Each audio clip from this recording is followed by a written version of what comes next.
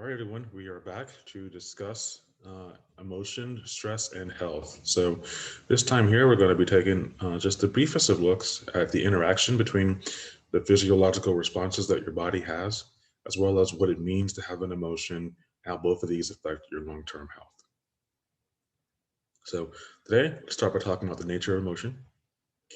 When we talk about an emotion, we're talking about a state of arousal that involves facial and bodily changes, brain activation, cognitive appraisals, subjective feelings, and tendencies towards action. Now, your book does not mention this last part, but this last part is important. This is especially as it relates to well being, especially as it relates to well being. So, when you think about an emotion, you want to think about how the emotion expresses how you're doing and how you are responding to the environment that you're in. What is going on in the environment to encourage or inhibit the expressions that you have on those emotions. So we know that there are several different types of communication. The first is verbal communication, which is sort of refers to a person's speech or writing. Right now, I'm verbally communicating with you, right? So with that, you can understand what I'm saying, and I send you a message with the words that are coming out of my mouth, right? Nonverbal communication is this communication that includes all other types of communications, right? Things like the tone of my voice, the body language that I use, the facial expressions that I send out, even the type of clothing that I wear, right? If I walk around and I wear all black, that sends a different message than I walk around and I'm wearing rainbow colors, right? So the clothes that we send, everything that we do sends an outside message away from us that tells or describes in some way how we feel and what's going on with us. So there are different emotions that are considered universal. Now, your book makes a mistake here that we have to correct, right? When we look at these emotions here, I'm looking at a few different ones that are called universal, or we might think of them as primary emotions. Primary emotions are simply the emotions that are understood worldwide, regardless of what culture you happen to be in. So it doesn't matter where you come from, this emotion is understood by everyone. So, first, there is surprise. Uh, quick fun fact about surprise as an emotion only lasts for around 2 seconds. And then after that, it always goes to something else, right? So if you have a birthday party and someone walks in and you're like, happy birthday, person looks and they're surprised, and then it goes to joy, right? Or someone sees a car accident and it's the surprise that it happens, and then it goes to fear or horror, right? So surprise, very short emotion, but is understood worldwide. Uh, Second, disgust, right? Disgust is a powerful emotion in the sense that it tells you to stay away from something or something is not good or healthy for you. Sadness, everyone understands the feeling of loss or something that's gone terribly wrong. Anger, anger, a very powerful emotion worldwide, easily understood. Fear, fear is tells us that there is a danger to our lives, right? Something is life threatening. We need to get away from it. And then finally, happiness, right? Happiness is an emotion. Joy, you send out joy. Typically, someone will send you back a smile as well. So it communicates happiness. It communicates that things are calm. It communicates that things are good. This last one here is supposed to be contempt. And statistically, when you do certain studies, contempt actually drops out and is not understood worldwide, even though your book says that it is. So contempt would be more of a secondary emotion. Now remember, primary emotions are emotions that are understood regardless of what culture you're in. Secondary emotions are emotions that are created or bound by culture. So things like pride, shame, and contempt, right? These are things that are defined by the culture that you're in, and that's what helps to express that emotion. So, know the difference between primary and secondary emotions. So, your face is a wonderful tool for communicating emotions, right? Uh, you can tell by my face if I'm nervous about a thing, if I'm happy about a thing, if I'm excited, if I'm sad, if I'm upset, right? So they reflect both the internal and and they reflect both the internal feelings as well as has the ability to influence feelings outwardly. A good example of this is when you see a baby. See a baby that's smiling and giggling and laughing, and you pick it up, and then odds are when you look at the baby, you're going to start smiling, giggling, and laughing as well. So it both elicits emotion as well as communicates emotion, right? So facial expressions then foster communication, they signal intentions, and they enhance infant survival. Your infants come into the world with one goal, which is to survive. And they communicate by an array of facial expressions that says that they need food, that they need comfort, that they need care. So there are cultural and social limits to readability of facial expressions. Um, we know that people tend to be better at recognizing facial expressions amongst people of their own culture. You see a lot of this in the education literature, where you have a teacher in a classroom who might mistake um, uh, the emotion of fear or sadness for anger in like an African American child.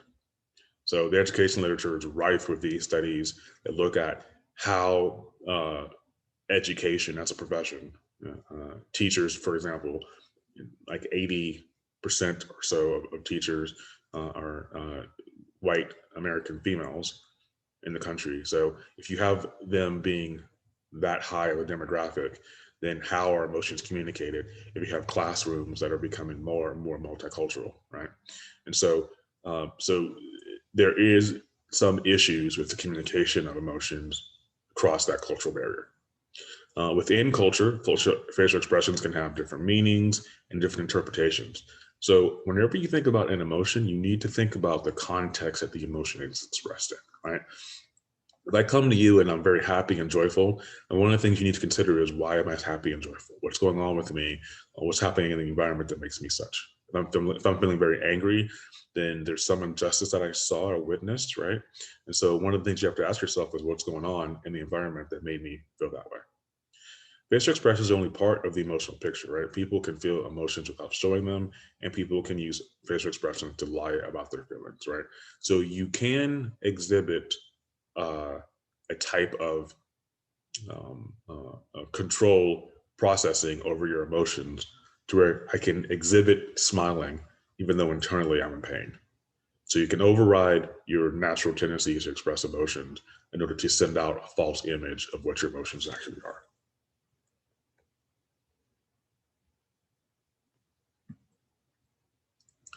All right, so two brain structures you're going to want to be aware of. First, there's your cerebral cortex, which overrides your amygdala, right? Um, and your amygdala is the sort of seat of emotions. It's sort of the thing that is responsible for assessing threat, as well as it's very highly active in the assessment of anger, right? So you see something coming towards you, oh my God, it's a tiger, right? And then your cerebral cortex overrides and says, that's not a tiger, it's just your neighbor's cat, right? So you don't need to run away and screaming in fear for your life. So the amygdala scrutinizes information and it wants to know the emotional importance of that information, right? So amygdala assesses threat. Cerebral cortex says, is that a big threat, or is that not so big of a threat? Okay. So you might think of the prefrontal cortex being divided, right? The left side are your approach emotions that it's responsible for, so joy and anger. Now remember, anger is not necessarily a negative emotion, right? Approach emotions aren't positive or negative. Approach emotions are, I want to approach the target or the cause of that emotion, right?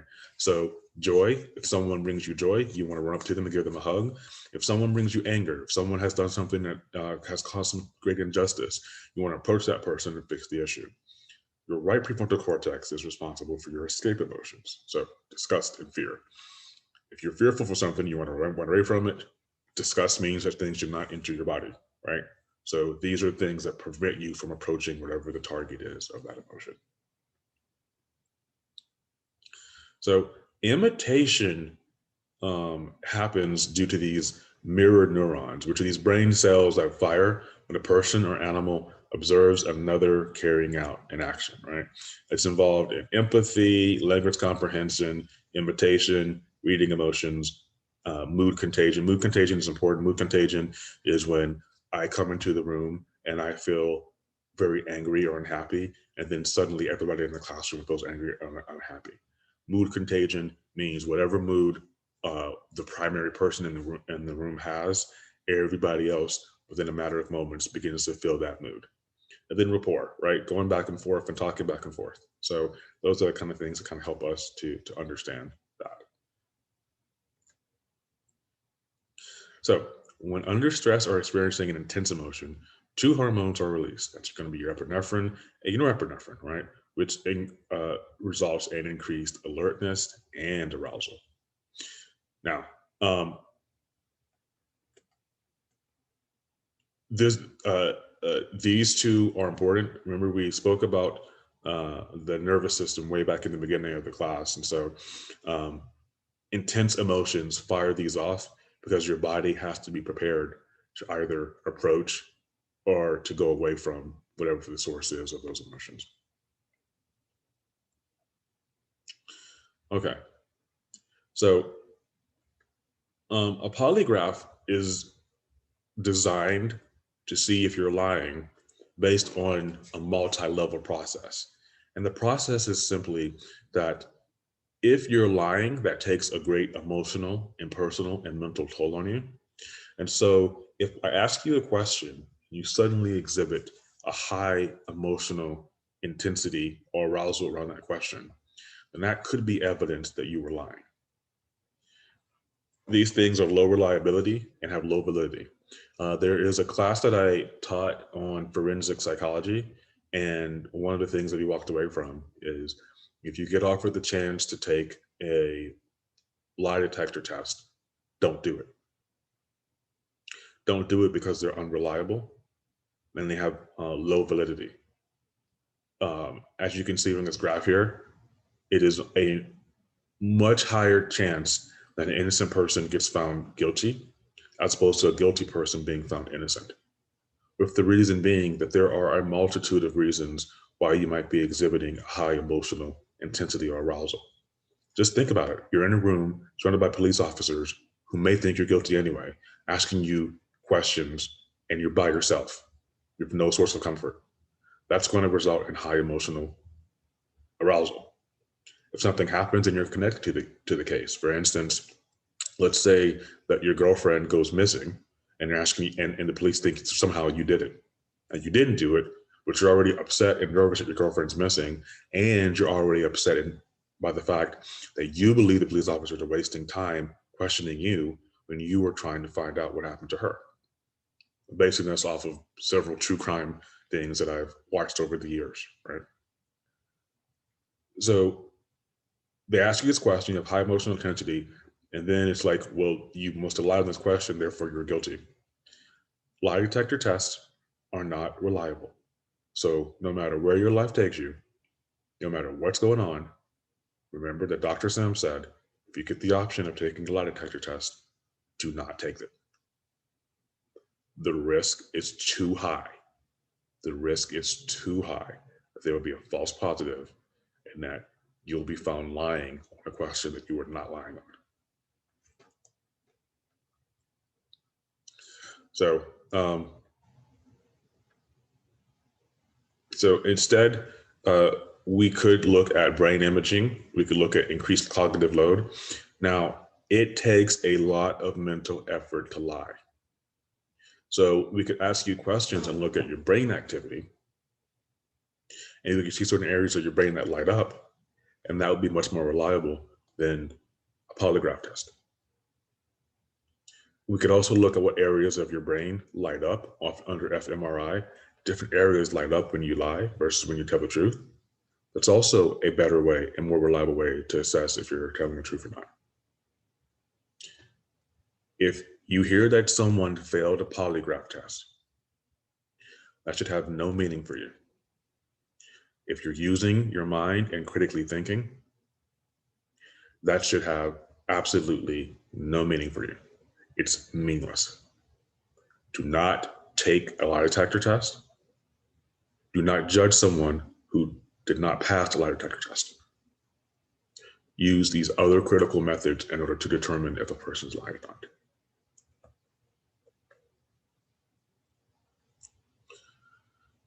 So emotions are influenced by appraisals, right? Which is the way that individuals feel and understand certain uh, uh, contexts within an environment. So things like perceptions, beliefs, attributions, and goals, right? If I have a certain goal, right, that's going to elicit a certain emotion versus some other goal.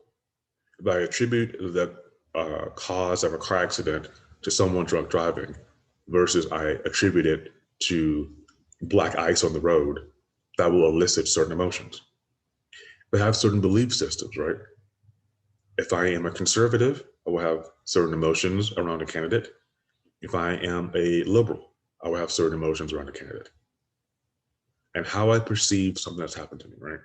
If someone bumps into me and knocks down my coffee, do I perceive that they did it on purpose? Do I perceive that it was an accident?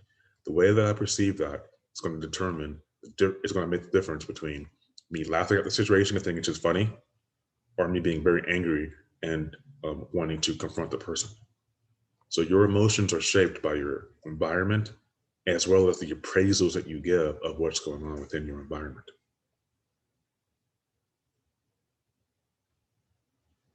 Emotion and culture, this is a very important subsection. Emotion and culture is if I had to define my entire time in grad school, it would be studying the interplay between emotions and culture. Now, most people in all cultures are capable of feeling certain innate emotions, the ones that have physiological hallmarks in the brain and nervous system, right? But people in different cultures might differ in their abilities to experience emotional blends and variations. So, in other words, culture determines much of what people feel emotional about, right? Understanding emotion is different from someone, for instance, who is from the East Asian world versus someone who is from the United States. Okay, you see this happen a lot in interracial relationships where the partners are not understanding why one partner is expressing emotion so much and why another one isn't expressing emotion at all. The difference of that is the cultural beliefs behind those emotions.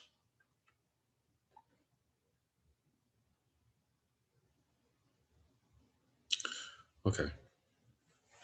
So when we talk about things like display rules, we're talking about things like social and cultural rules that regulate when, how, and where a person may express or suppress emotions.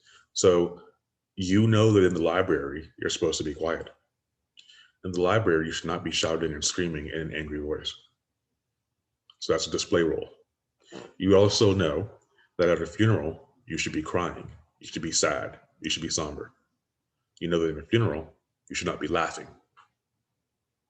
That's a display rule. So the rules that tell us when, where, and in what context to express those emotions. Body language we've already spoken about. So this is the nonverbal signals of movement, posture, and gaze. Look at these two individuals right here, right? What do their nonverbals say to each other, right? If you knew nothing about them, what would their nonverbal interaction have to dictate about one another? Then emotional work is the expression of an emotion, often because of a role requirement that a person does not really feel, right? So you might think of this in terms of acting, where you have to display certain emotions that you don't really feel in order to make the scene work. You might think about this in terms of customer service. Someone calls you with a question, and the customer's always right, even when they're not. So you have to express happiness and joy, even though you might be having a miserable, crappy day at work. We know that women and men are equally likely to feel all emotions, but there are different gender rules, right, that shape the expressions of those emotions. We know that North American women are on average more expressive than men, except for anger at strangers, which makes all the sense in the world because strangers for North American women, well, for all women, but strangers could be a source of danger, right? And so that makes total sense. And I would expect there to be a difference in the emotion of fear as well. Um, in the United States, uh, emotional expression carries with it different meanings, right? So men might feel anger, and that anger might be seen as justified. Whereas if women express anger, it might be viewed as she's being too emotional, right? But there's also gender roles. It tends to be the case that overall we don't like men to express sadness, and we don't like men to express fear. We also expect women to reflect happiness, right? So we know there's no difference between the emotional work required. The situation calls for it, but we do know that there are gender rules around that emotional expression. So we've spoken a little bit about stress, right? So something happens which triggers an alarm. You have the emotional stress response, and you're trying to figure out, do you resist or do you approach? And then the exhaustion part is when you've been in that stress for so long that so let's say you see this tiger, right? Tiger is the alarm phase. There's a tiger walking in the middle of the union. Resistance, stress hormones go, and I need to figure out, am I going to approach the tiger and attack it, or am I going to run away and try to get away from the tiger? This exhaustion phase is when you've been so highly stressed for so long that things begin to slow down, right? And they begin to slow down because you've reached the peak of you're either approaching or getting away from the target. So your blood flow increases, your heart rate speeds up, digestion slows, mental tone, you take off running, boom. And after you've been running for a while, you get to a place where you're like, all right, I've run far enough, I've ran for so long, now things are starting to slow down.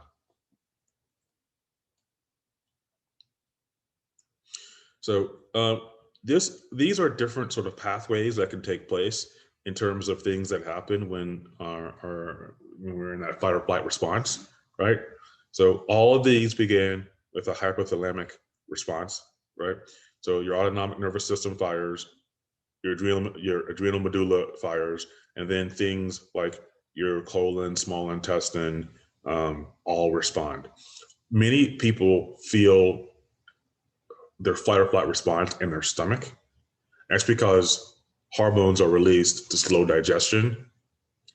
Some people report that they feel like they have to use the bathroom, right? So you are eliminating waste to prepare your body for fight or flight. And all these hormones are increased in order to get you to a place where you can get out of that situation as quick as possible. When stressors of poverty and unemployment are chronic, they increase people's chances of illness. All right. Stress does not have to be sort of in the moment. Stress can also be chronic. One of the most stressful things you will do, and I'm saying this as someone who has done this, one of the most stressful things you will ever do is be impoverished and be unemployed and be homeless. I have been through all three of those. Long-term effects of that are catastrophic. Large swings in weight gain, so you lose a lot of weight, or you gain a lot of weight. Use of substances in order to dull or numb the pain. A constant state of cortisol going through your blood and through your body. That constant cortisol wreaks havoc with your organs, and it wreaks havoc with your digestive system. So let's say you've had this chronic stress for 2 years, right? The risk of a cold goes higher and higher and higher. When I was going through these stressors myself, I went through that period for a period of about 3 years, right? And during that 3-year period, right, that stress level caused me to lose 40 pounds worth of weight, right? So chronic stress is absolutely terrible for you. It puts you at risk of sickness. Part of the chronic stress that we are experiencing right now this year is putting people at increased risk for things like the coronavirus. So one of the things that you've noticed me say over and over again is be mindful of your stress. One of the reasons for that is if you're not mindful of your stress, it can cause an issue for you long term. So, uh, so depending upon things like the history you've learned, pre-existing medical conditions, gender, different genders have different stress. It is different ethnicities have different levels of stress, right?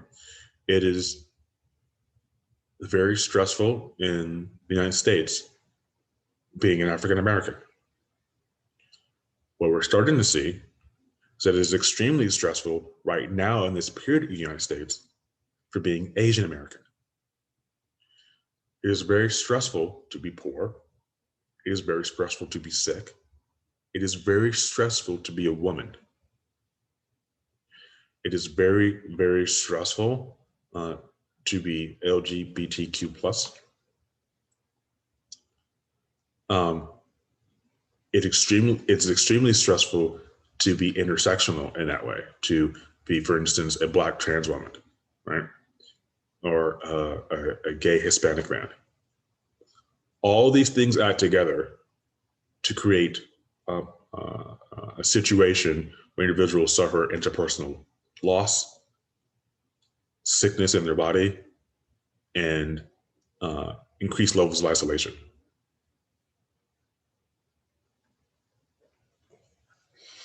So your psychoneuroimmunology system is this study of, is sort of the study of relationships among psychology, nervous system, and your immune system. What we're interested in as PNI psychologists is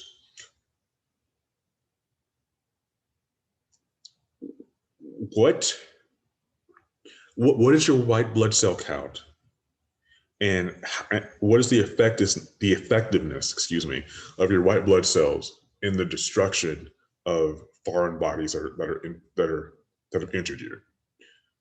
The more stress you have, the less those white blood cells are able to function fully.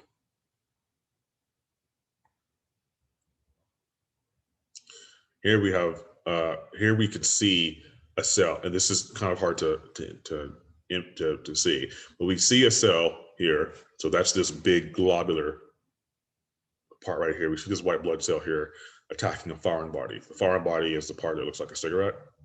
So the cell is attaching to it and getting ready to break it apart and digest it. So studies at first reported that optimism was better for health than pessimism, right? But that's a very simplistic way of looking at optimism and pessimism. You need both. Optimism allows you to explore the world. Pessimism allows you to stay safe in the world. So it's a very superficial way of looking at things to say that optimism is good and pessimism is bad. So remember, we spoke a little bit about locus of control, right? Now I gave you the example of you see a car crash happen, right? And is it because the person totally lost control of the vehicle because they were texting, or is it because they hit a patch of black ice, right? So we tend to have better health the more control that we feel over our lives. So if we feel like we're in control over what we're doing and what's happening to us, we have better outcomes. If we feel like things are out of control, we have worse outcomes. That 3-year period that I had all that stress that I was going through, there was this long-standing feeling of I have no control. And my health suffered because of that. And for those of you right now who are struggling with many different things, your health can suffer because of those kind of things.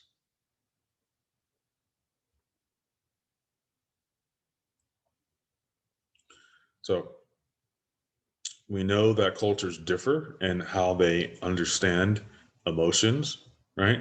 We know that Western cultures are more focused on this primary control. So I have control of what happens to me. I create these things. You know, Eastern cultures are more focused on secondary control. So things outside of me take place and they happen, and I have to learn to live with it, right?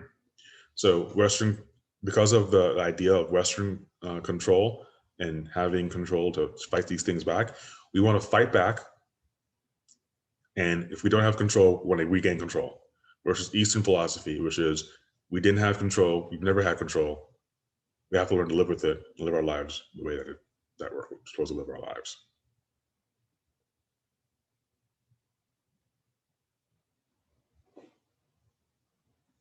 So we know that personality type is less predictive of health problems and hostility.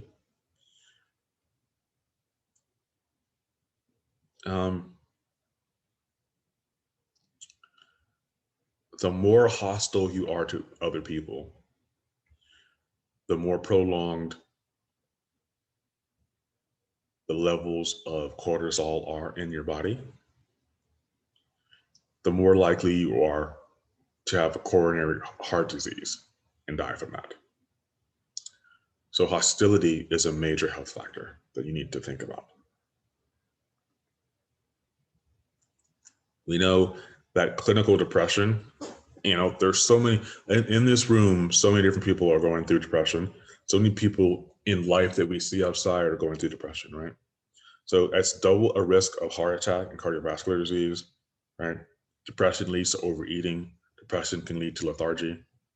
Depression can lead to undereating. So clinical depression is very, very, very harmful. Positive emotions are helpful, right? Because they counteract high emotions, they offer you more creativity, and positive emotions attract others who are like you and who want to support you, right? So positive emotions do offer some basic health benefits. We know that if you inhibit your emotions, it actually becomes stressful to your body. So sometimes you have negative emotions and you just don't want to let them to come out. So you force them to stay inside. That is a terrible thing to do because long-term harboring of negative emotions will literally eat you up from the inside, right? And so you have to let these go by confessing, right? So if there's something that goes wrong and you did, you confess that emotion, and by forgiving others for wrongs that have happened to you. So wrongs that you have done, you let go of. Wrongs that have been done to you, you let go of. How do we cope with stress? So I am a big fan of exercise. I'm a big fan of mindfulness meditations. I'm a big fan of calming activities. So one of the things I want you to think about is when you get stressed, how do you relieve that stress? All right. There is emotion-focused coping. Emotion-focused coping is concentrating on the emotions that the problem has caused. So you don't focus just on the problem, you focus on your emotional response to it, right? Problem-focused coping is taking steps to solve the problem itself. So here the focus is the after effects of the emotions that happened versus the problem effects of how to solve the problem that caused the emotions in the first place. There are many different ways to solve the problem in a problem-focused framework, right? You can reappraise the situation. So in other words, you say that a situation isn't as bad as you thought it was, or you figure out a way to make it so that the problem has a different meaning to you than it initially had. You can learn from the experience so that this doesn't happen again. And you can make social comparisons, which is one of the things that we all do as a defense mechanism. We say, well, guess I have this problem here, but it's not as bad as that guy over there who has that problem. We need friends to survive, okay? We need partners to help us survive. We need family to help us survive. We need coworkers that will help us survive, right? We need social support. Social support increases the level of oxytocin that we have, which increases relaxation. We are not meant to be alone. You are meant to be with people who are like you. We are social creatures.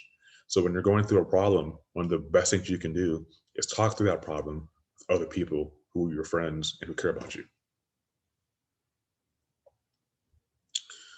We know that the percent activity change under stress, right? So if you are receiving hugs, if you're receiving no hugs at all, right, you tend to have higher levels of stress, right? Well, if you receive a hug from a stranger, so those people who stay outside, if the signs are like free hugs, your stress level will go down. But if you're one of these super couples, so one of these couples that hang out and does everything together, loves each other, there's a super couple that lives over here. I never see one of them alone. They're always together, always holding hands. They always do everything together, always laughing and smiling. If you're in one of those relationships, there, your stress level goes way, way, way down because you've already got somebody there who's always going to be there for you and depend on you and help you.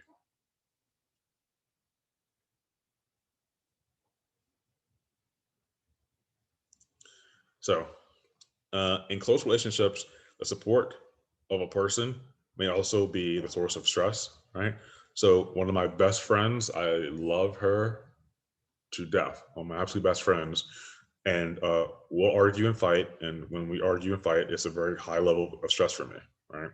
Um, but also when I need comfort, she's there and I'm there for her, right? Married couples that argue in a hostile way have increased elevations of stress hormones and weakened immune systems. Both partners tend to be sick. Both partners tend to have higher levels of cortisol. Both partners tend to have problems with their immune system. So, how you argue matters. Sometimes what you have to do is simply just walk away and say, I will couch this for later. Friends may be unsupportive or offer the wrong kind of support.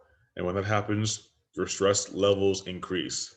How often have you gone to a friend and asked them their opinion on something and the friend gave you the complete wrong advice or didn't give you all the advice you were internally hoping for and it caused you more stress?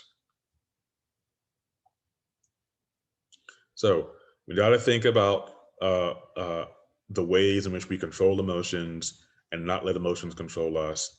We have to think about having social support and you think about the ways to ensure that we are being very careful and mindful with how we go about our lives. All right. Thank you. And I will talk to you all later.